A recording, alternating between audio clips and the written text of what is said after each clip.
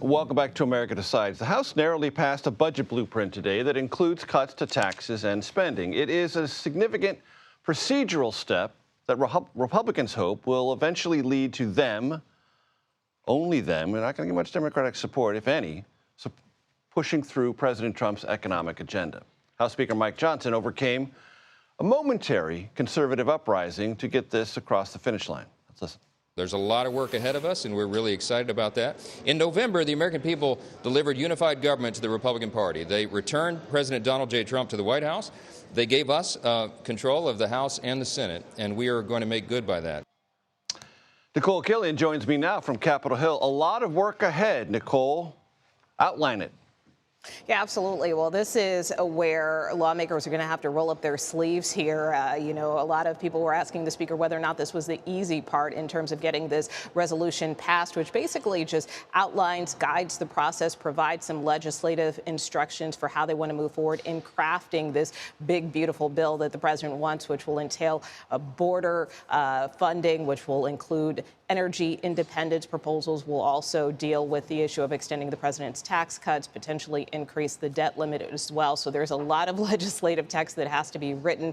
And also, lawmakers have to find savings in order to be able to pay for this big, beautiful bill as well and not add to the deficit at the same time. So that is the work that is ahead for House and Senate Republicans. Even as they prepare to recess, they're expected to meet over the break, the respective committees that have been charged with finding some of this savings and really start the legislative drafting process in earnest. What kind of timeline are Republicans hoping to follow to get this done?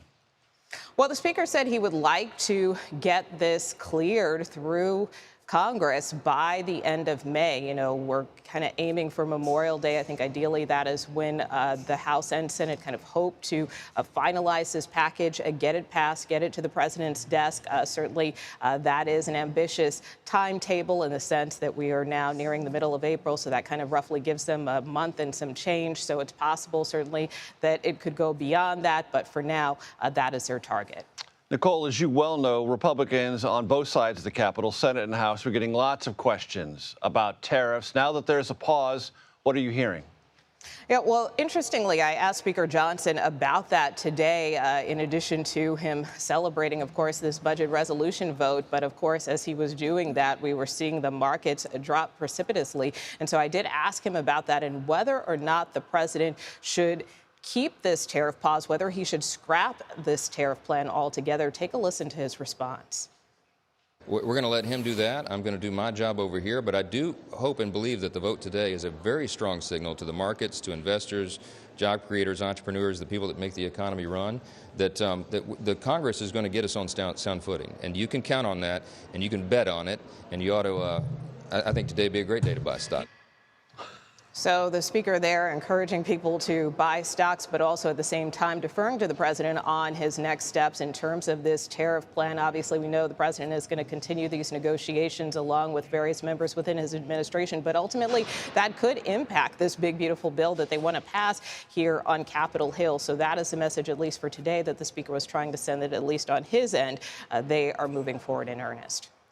And Nikole, as I listened to the last moments of the debate before the bill was voted on, the House budget resolution was voted on, lots of Democrats were outlining Medicaid. It seems to me to be one of the most important, if not the most important, fault lines in the conversation to come.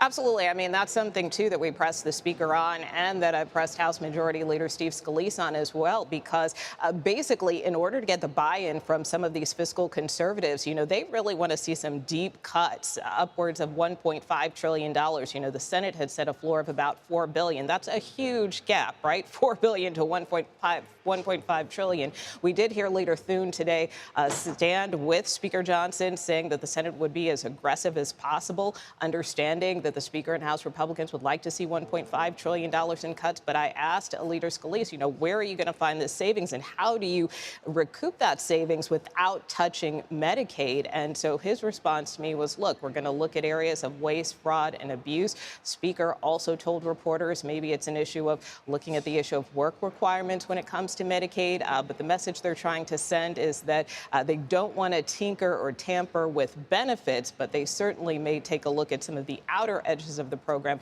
particularly if there are any evidence of wasteful spending. How to define outer edges. Nikole Killion, thank you very much. You bet.